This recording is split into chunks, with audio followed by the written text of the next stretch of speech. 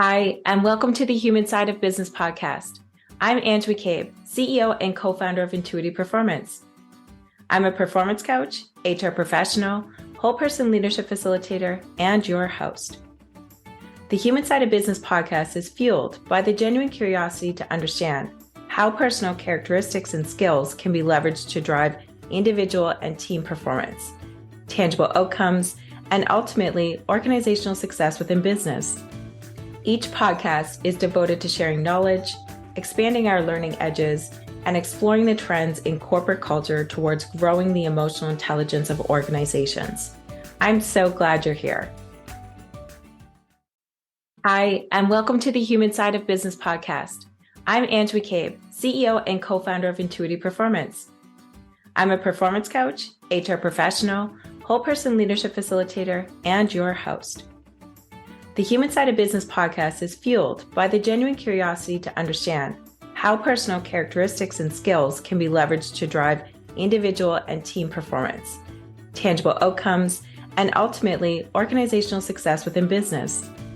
Each podcast is devoted to sharing knowledge, expanding our learning edges, and exploring the trends in corporate culture towards growing the emotional intelligence of organizations. I'm so glad you're here.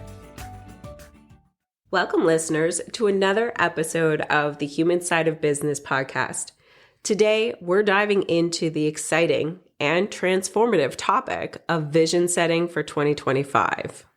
That's right, Ange. The end of the year is a powerful time for leaders to reflect, regroup, and set a vision that not only inspires, but hopefully aligns their teams toward a shared goal for the new year. Exactly. So today we're going to discuss a simple yet effective framework for setting leadership goals. We'll cover defining your quote-unquote North Star, setting milestones, and involving your team in the process. And of course, we'll share personal stories and tips so you can apply immediately. So, Maria, let's start with defining the North Star. Why is it so important for leaders to have this guiding light? Yeah, the North Star represents your ultimate outcome. Mm-hmm. The why behind everything you and your team do. Without it, teams can feel lost or disconnected from their work. Absolutely. So a strong North Star really creates clarity and focus. And it's about envisioning the big picture.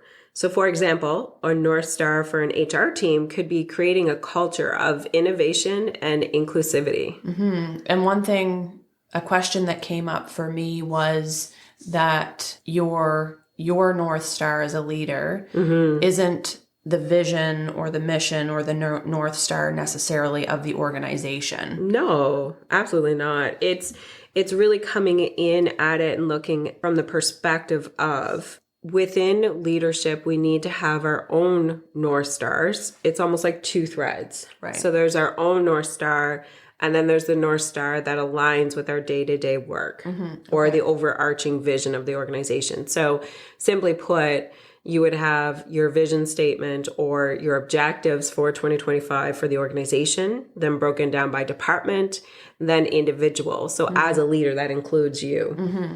Got it. Yeah. Thank you. Yeah. So, as Ange said, it's not just about the organization's goals. As leaders, we should think about our personal North Star too. What kind of leader do you want to be in 2025? Maria, what kind of leader do you want to be in 2025? Oh, that's a great question. I would say I want to be leaning into more of the coach approach in my leadership. So I think more of a, what would you say? What label would you put on that?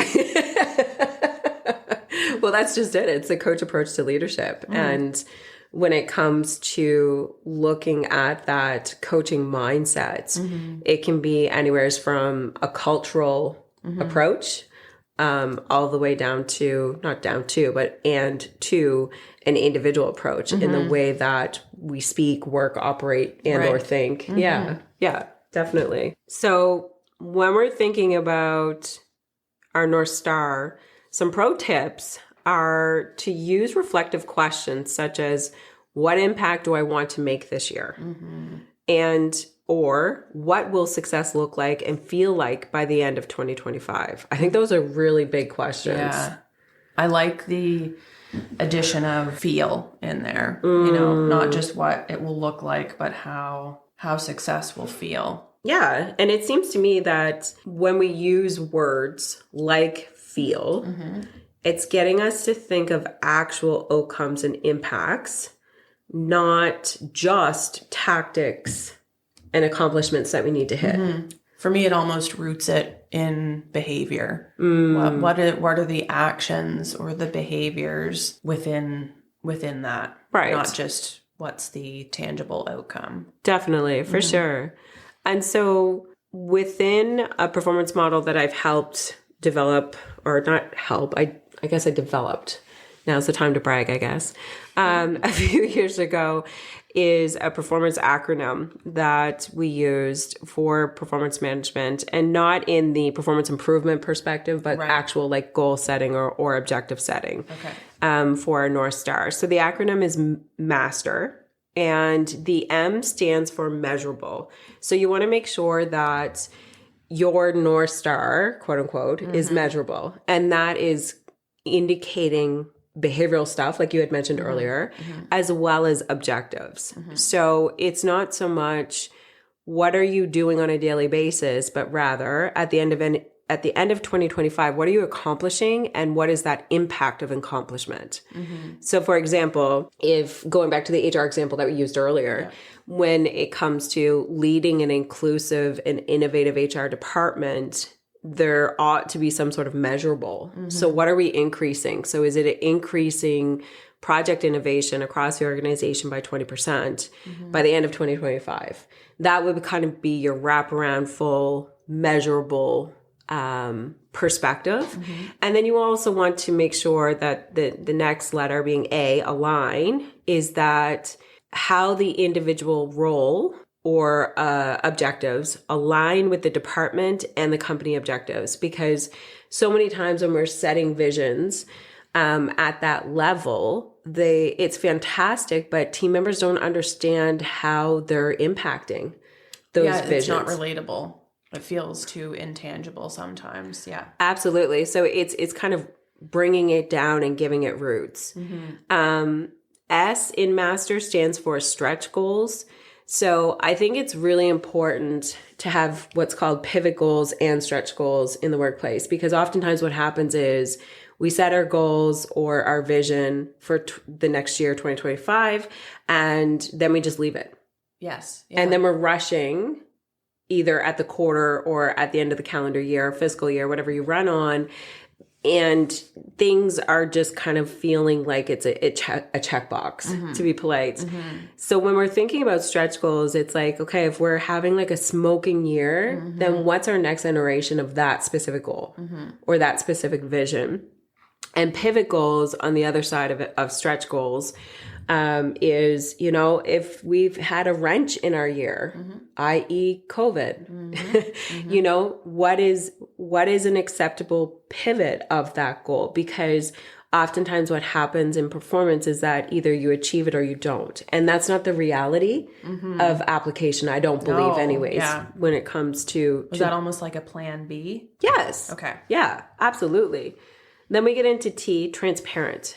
And this is twofold. So transparent meaning that we're transparently communicating about the thing, the goal, the North Star, and the path to get there is identifiable. Because I know in my past, in working in HR and or being an employee myself, my manager would set the goal for me, and it wasn't clear because it wasn't discussed. So then I was kind of reeling in the sense of, okay, well, how do I accomplish this audacious goal? I want to, but give me the pathway. Yes. And that can be a sticky conversation. So I think that setting your self as well as team members up for success and being transparent about, okay, what does this mean? And by the way, I'm here to help you get there, but I want to see you plan. Yeah, or here's the departmental goal for the year. How does that sit with you? You know, where do you sit? And asking, I guess maybe that's leaning more into the coaching. Yes. The coaching there. But yeah, how does that sit? Does that resonate? Right. Rather than being prescriptive. Very much so. And it's more so asking the question, you know, how does your role apply to this goal? How can you contribute? And yeah, there would be a lot more buy-in from that perspective. Then in Master, we have E. So that's evaluate. So we want to make sure that we are identifying the quote unquote sweet spot.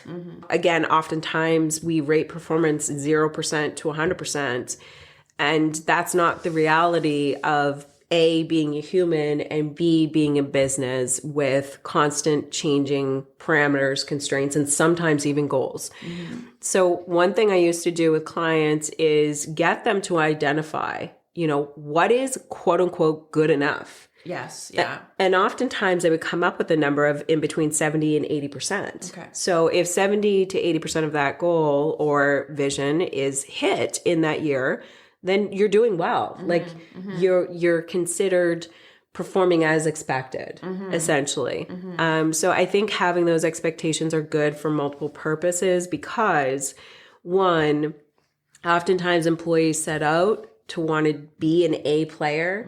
And there's a script in our minds that if we don't hit 150%, then we haven't done anything that year. Yeah. And so it helps set realistic expectations, both for management and team members. Then finally, we have in Master R for review. So the recommendation would be that we're looking at our individual and departmental goals or North Stars every quarter, minimally, because essentially we don't want to say it and then forget it, or it's written down somewhere and then we're losing sight of that. So being able to have digestible actions that lead towards this and reviewing the goals and if we need to pivot or utilize a stretch goal, etc., is super helpful. So hopefully the MASTER acronym aligns with our audience in the sense of clarifying some more steps as to how you can set yourself and your team up for success in making sure that we're applying goal setting from a perspective of today's market. Absolutely. So far, I would say your North Star isn't necessarily the organization's North Star, and that within that, there will then be the North Stars within your team. Correct. Yeah. Absolutely. That's a good way of breaking it down. So once you've defined your North Star based on, you know, whether you prefer to work from your organization's North Star vision, it's time to, as you've touched on a bit, Ange, break it into milestones. So how, Ange, would you approach that? That's a great question. So in following the MASTER acronym, I think that would be my first go-to for milestones. But then being super specific within that is you're almost breaking it out as an action plan. Okay. Or you're working it backwards from a project management perspective. Right. So for example, if we want to increase innovation by 20%, in the next year, what are the activities that we have to take individually and as a team to get there? And so then it's really unpacking things from, again, an action planning perspective to ensure that A, it aligns with our master or our North Star, and B, that it's that transparent path to get there. Right. That would be that piece I would hone in on is basically coming full circle, being transparent to your T in master. So how do you get there? What do we need to do? What type of resources? And I'd also influence to think about or proactively think about what roadblocks could get in our way. One thing that I seen with teams in past was a constant roadblock was time. And that was an earmarker to me that there was an opportunity to influence from a perspective of growth mindset because time equals priority to me. and or time equals mindset or the way that you're thinking about something. Like, to me, it pointed to some sort of efficiency that we could look deeper at. Right. So starting to get your team members to think and problem solve, empower them with regards to that roadmap as soon as predictably possible would be a game changer, essentially, in how you're accomplishing things throughout the year. Right. So an example that we had talked about was if your North Star is fostering innovation, for example, as a leader, a Q1 milestone could be launching a brainstorming initiative across your teams. Very much so. And don't forget to make these milestones measurable. It's easier to track progress and celebrate wins when you have clear metrics. So that goes back to our master acronym around the M piece. Exactly. Keeping it measurable, top of mind. Yeah, metrics can be qualitative too. So think about engagement surveys, feedback loops, other indicators that reflect growth and alignment, which you refer to in evaluate and review. Very much so. Talk about it. Again, we're humans. It comes back down to communication. And I find one area, just to riff a little bit here, Maria, one area that felt sticky when I was building performance management programs for teams in past was the actual communication piece. Like, how do you normalize having performance conversations on a daily basis or a weekly basis or a monthly basis? And there were some great case studies outside of the tech space, rather, but it was super interesting. Nike, for example, they created their own kind of dossier of stopping points when it came to performance. So they would have quick wins. So it's like a stand-up meeting in the hallway. They talk for 5 minutes about a quick win and move on with their day. Or there was what I would dub a debrief. So at the end of a particular pitch or client call, they would take 10 minutes and the team member would identify what went well, areas of growth, and then the supervisor and or direct leader would identify and or validate and or identify other growth edges, which is really interesting because it's kind of backwards when you're thinking about performance from a more experienced or tenured way where you're delivered information and you're expected to rebuttal or defend that information. Right, yeah. So I think Nike did a really great job of breaking it down to normalize, again, conversations at different stopping points within the roles, as well as how to integrate peer feedback as well. So there was another stopping point for Nike where they would get their team members to engage with regards to performance conversations. And at the end of the day, it just turned into a social norm, like a cultural thing, right?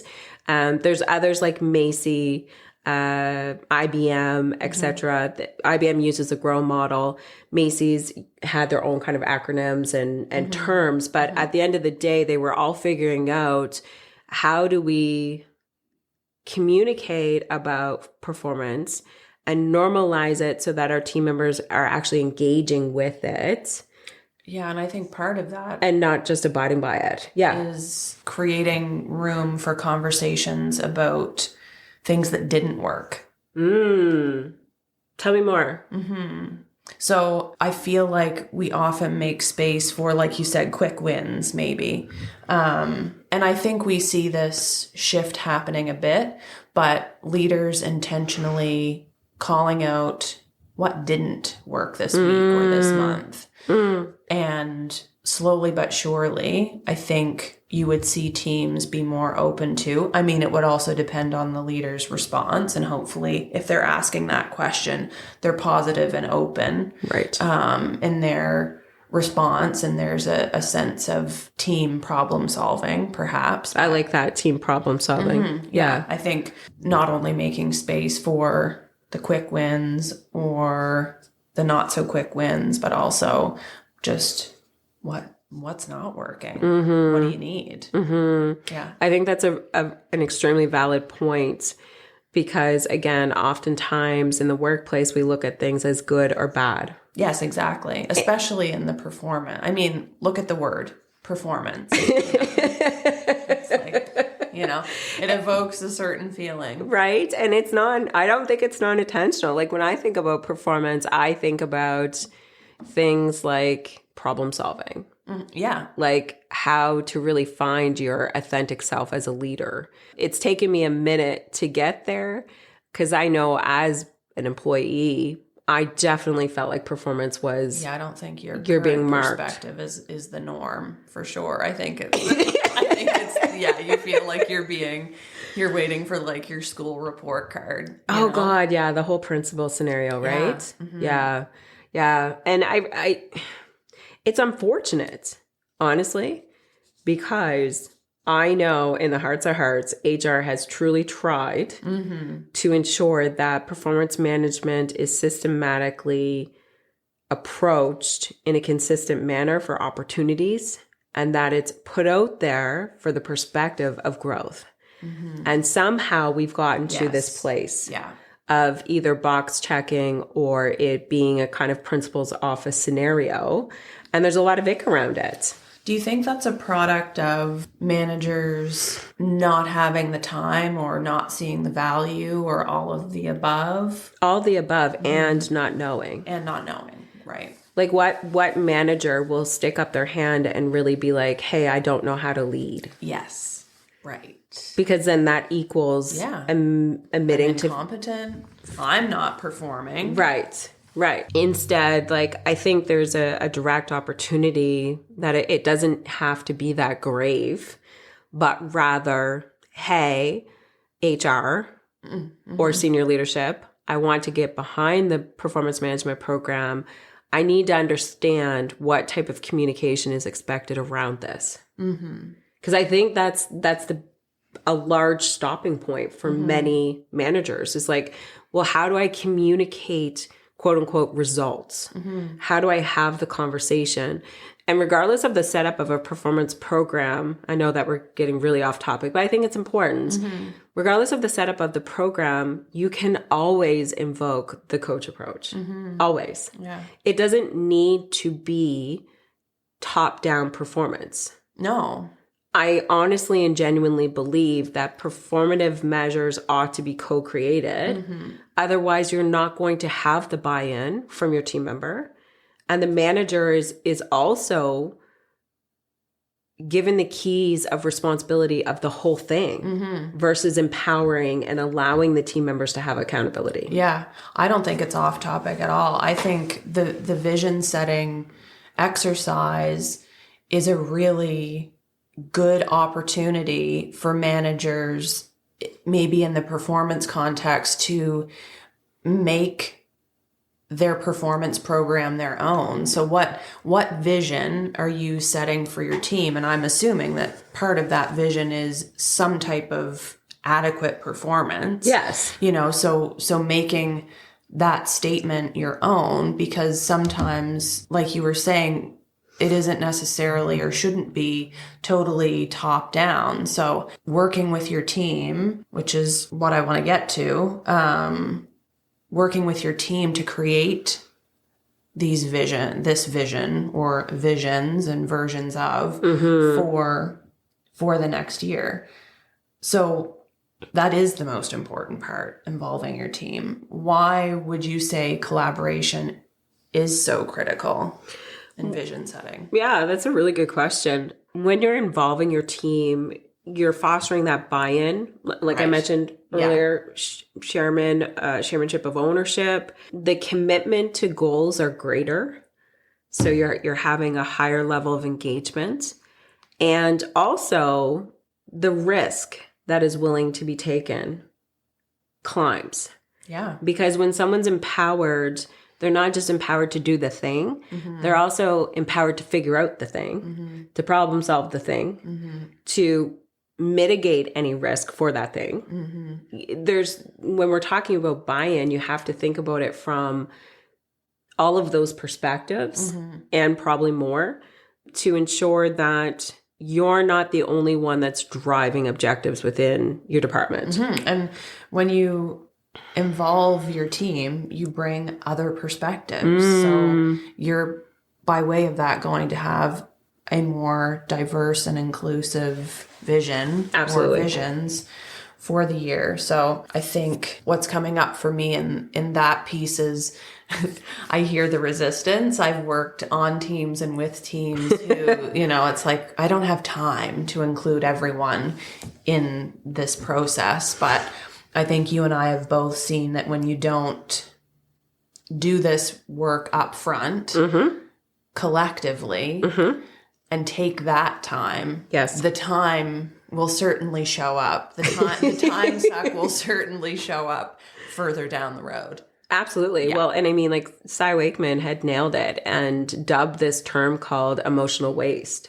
And we're spending per employee over 300 hours per year. Wow. With regards to emotional waste. And that's a huge part of it. Performance, right? Things are working or they're not working. Things feel sticky or we're frustrated about something. That's how it comes out. It's not just about the time, but it's also thinking about the implications of the company's bottom line. And to add, it doesn't need to be a huge effort up front. No. I think to get everybody on board with regards to the performance terminology and how we're using it and the logistics of it, yes, that takes a bit of effort, as does any change. However, moving forward within those types of programs, it can be as simple as identifying to your team and outlining, giving the framework to your team and having them identify how they're going to get there. Yeah. Right? So I like that. It doesn't really need to be over cumbersome in that perspective. And there's different shades of what those conversations could look like depending on the culture norms or the values within the organization. Yeah. Another successful tool that I've seen is creating space for iterative feedback. So could be, that could be a way to give anonymous feedback. That could be check-ins with the team or one-to-ones, and continually share the vision and invite, like I was saying earlier, inviting input so it doesn't feel risky or wrong for the team member to give feedback. Absolutely. And there's one awkward thing that creeps into this, especially when you're dealing in STEM industries, is when we're talking about the pivot, it's adding goals after the fact. Right. So I've heard and have coached with many leaders that, they're feeling competent, they're feeling like they're in control and things are under wrap with regards to accomplishing their goals. And then C-suite comes in and says, hey, the investors want us to do this. Yeah.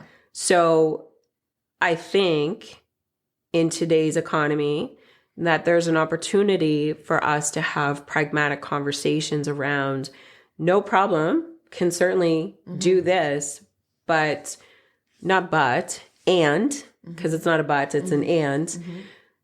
I believe that this needs to be prioritized towards the lower portion of our list. And therefore the employee is not put up on the quote unquote chopping block if there's certain goals that have not been hit because of priority shifts. Absolutely. Yeah. Leaders need to be, I would say, a bit of a champion of those goals and objectives, your vision, your North Star. And in lots of different industries, I've seen it in the nonprofit world where unfortunately a lot of deliverables for the year are dictated by funding, which can change. Hopefully not, but it can change suddenly. Yes. And so then, like you were saying, you have all of a sudden this completely new direction, which really can slow teams down. But if you as a leader have a strong North Star and you've gone through that collaborative process with your team, their ability to pivot and not resist that change will be a lot greater. So again, having the North Star and thinking of yourself as a champion of that, I think can be really powerful. Absolutely. And then it brings us into the team discussions. What types of prompts do you think managers should bring into these discussions to really bring out the flavor of inclusive thought? There's 2 questions that I really like, which is what excites you about the vision? Yes. And then what roadblocks do you see? Which you talked a bit about earlier. So yeah, what excites you and what potential roadblocks? I guess that could be what excites you or not so much. You could have folks that are like, that doesn't land with me at all. Yeah. Which then hopefully, again, you're in a place to be candid and open-minded to have a discussion about why that's the case. The other question that kind of comes up for me, not kind of, it does. The question that comes up for me is how, when you're talking to your team, when you're speaking with your team member, how do you want to provide service towards this goal? So it's really asking the team member, what can you commit to towards this goal? Or what do you want to commit to? Yeah. Because that really allows for that two-way communication, and it can open up different purviews or lenses of what your team member is thinking about that vision and or goal and their own performance. Yeah, and the industries that I've been in, there's another question that I ask in there, which is, what do you want to commit to this North Star? But then in maybe not in contrast, but in relation to what do you have the capacity? And I found the gap between what they wanted to commit to and what they had the capacity I see where you're going. to commit to. If there was a big gap there, I knew that work had to be done. We needed to somehow address that gap of, listen, I really like, this sounds really nice and this really resonates with me, but boots on the ground, realistically, this is what I have the capacity to contribute toward this North Star or this vision or this goal. I really enjoy that. Yeah. Because it also pulls in an individual's self-awareness. Self-awareness around what you really want to do versus what you have capacity to do. Yeah. So in change management, there's this really awesome acronym called ADKAR, which is awareness, desire, knowledge, ability, and reinforcement. And the rule of thumb is do not go live with any, it could be a new vision, it could be introducing a new widget, whatever. Do not go live if your team isn't at the ability. So that's what I was saying about it really resonates, but this is actually what my capacity is. That's kind of that A segment of what is your team's actual ability to deliver or work toward it and addressing. And then you, as the leader, help them in addressing that gap. Where is that gap coming from? Do you have too much on your plate? Are you spending too much time on something that's not yours? It could be a whole plethora of things, but really focusing on that ability piece. Absolutely. Absolutely. I remember that there was one manager that came to me and they constantly complained about this individual. And the complaint was they take too darn long to get their work done. I don't know what they're doing. Obviously their mindset or their thought process was going to the negative, that they weren't performing. When in actuality, they were so afraid, that team member was so afraid to make a mistake. Yeah. They spent like 3x of their time refining, double checking emails, looking at SOPs. They had notifications for everything. Oh boy, yeah. And it was really about building that employee's confidence to let go of every single fact and be able to be more of a creative problem solver. So also being able to determine those insights, to your point, I think are really important. And the word that's coming up for me is curiosity, as it often does. Yeah. And I think, you know, that doesn't sound like someone who feels a high level of trust or safety. So again, with any change or with any new, I guess, path that you're kind of going down as a team, there needs to be a level of trust before you can get any kind of buy-in or honest feedback. So Yes. I guess in creating your North Star, is that being created and worked on collaboratively within a culture of safety and trust? And Absolutely. if not, I mean, I know that's a really big thing, especially when you're talking about potential impacts of company culture from a cultural perspective. But, you know, you have to start somewhere. Yeah, you absolutely do. Another tool that I've used in past is an acronym called FOCUS. And this is a communication approach that really provides that solid baseline for successful check-in conversations or performance conversations, or conversations in general. I guess we could use it in a wide range. And it backs into your thought process around trust. So how do you build trust? Through interaction. Yeah. You know, almost that cause and effect piece of if Maria says she's going to do something and she does it, then that builds in. That's money in the trust bucket, right? So FOCUS acronym, F is for finding balance of two-way communication with your team members. So again, making sure, and we talked about it, I think it was a thread throughout, that both parties are having opportunities to have real communication around that performance. O for focus is objective conversations. So it's not about the person or their personality, unless behaviors are impacting performance. Right. You're speaking about the thing that they're working on, so that it's a joint conversation between a manager and a team member, and that they're problem solving together. Yes. It's not a they versus them. Right. Then you get into C for communication. We talked about communication a lot. Listening is a huge, huge asset on the manager's tool belt perspective, because when it comes to communication, you're listening to what's being said, what's not being said.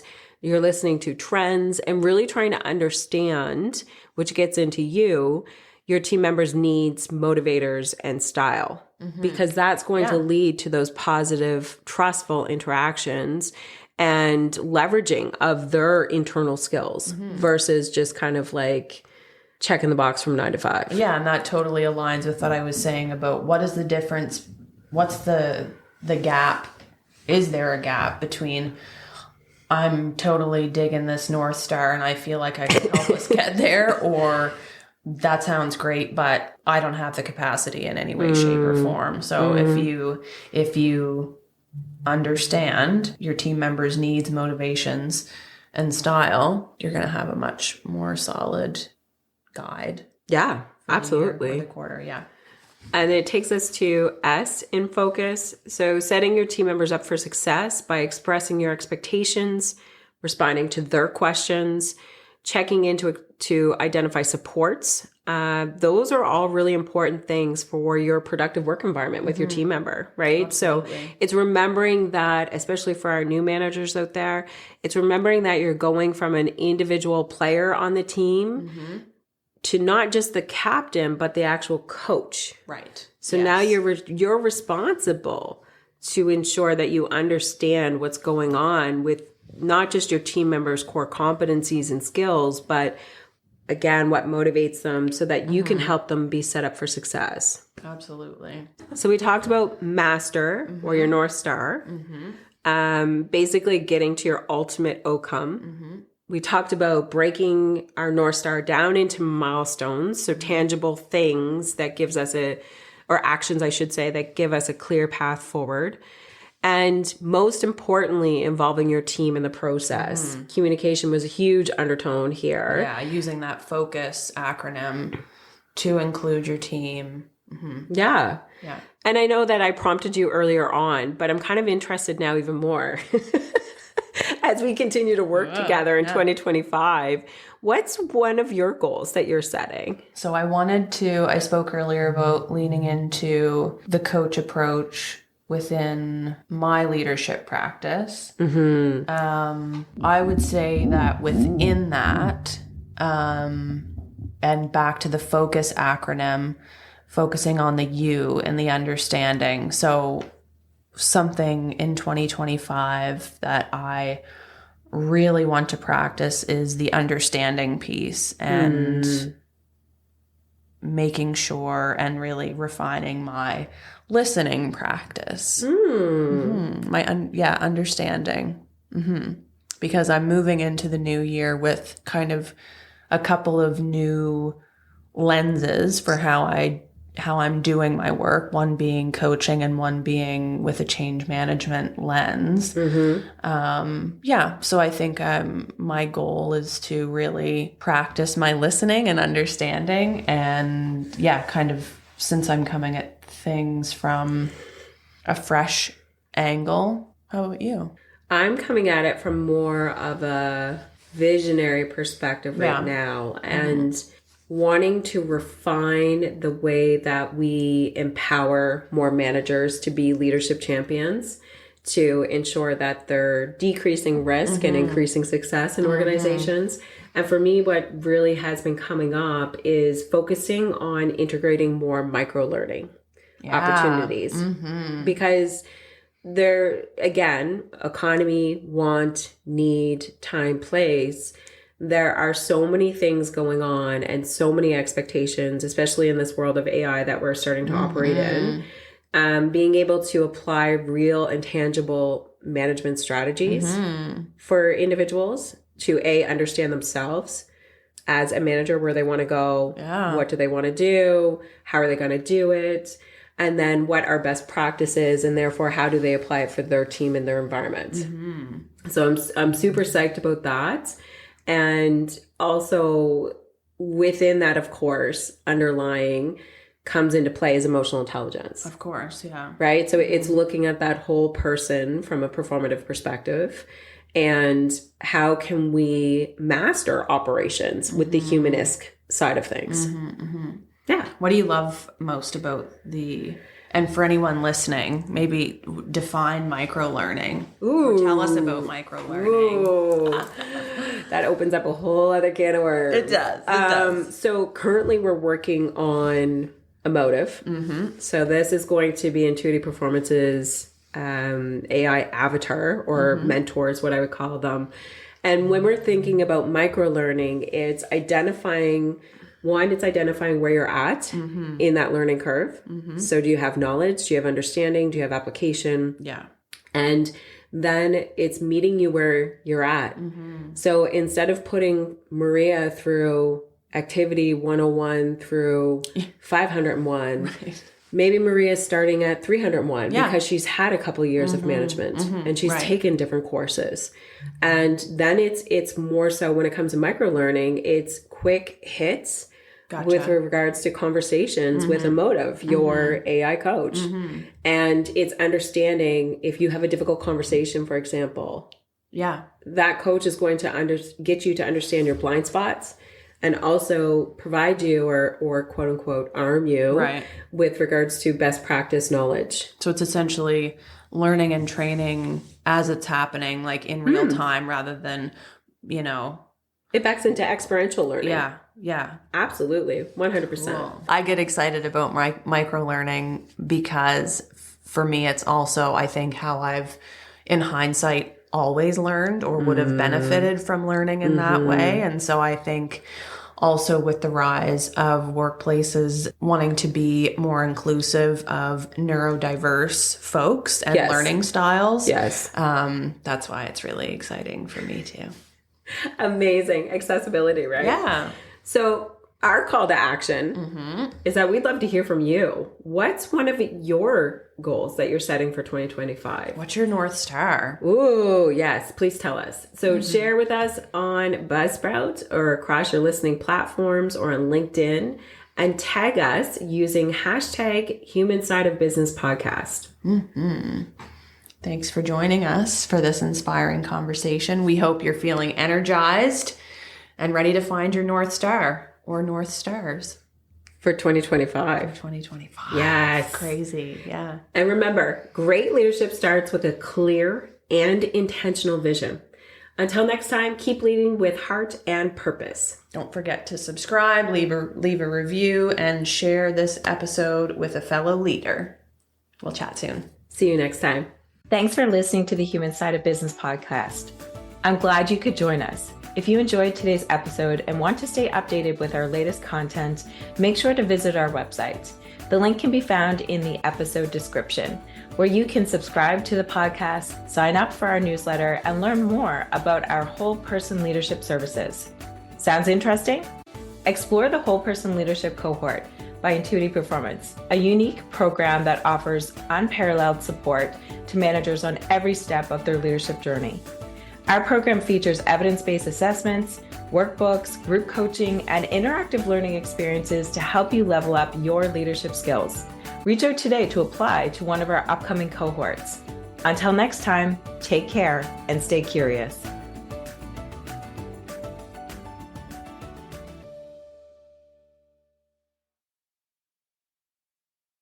Thanks for listening to the Human Side of Business podcast. I'm glad you could join us. If you enjoyed today's episode and want to stay updated with our latest content, make sure to visit our website. The link can be found in the episode description, where you can subscribe to the podcast, sign up for our newsletter, and learn more about our whole person leadership services. Sounds interesting? Explore the Whole Person Leadership Cohort by Intuitive Performance, a unique program that offers unparalleled support to managers on every step of their leadership journey. Our program features evidence-based assessments, workbooks, group coaching, and interactive learning experiences to help you level up your leadership skills. Reach out today to apply to one of our upcoming cohorts. Until next time, take care and stay curious.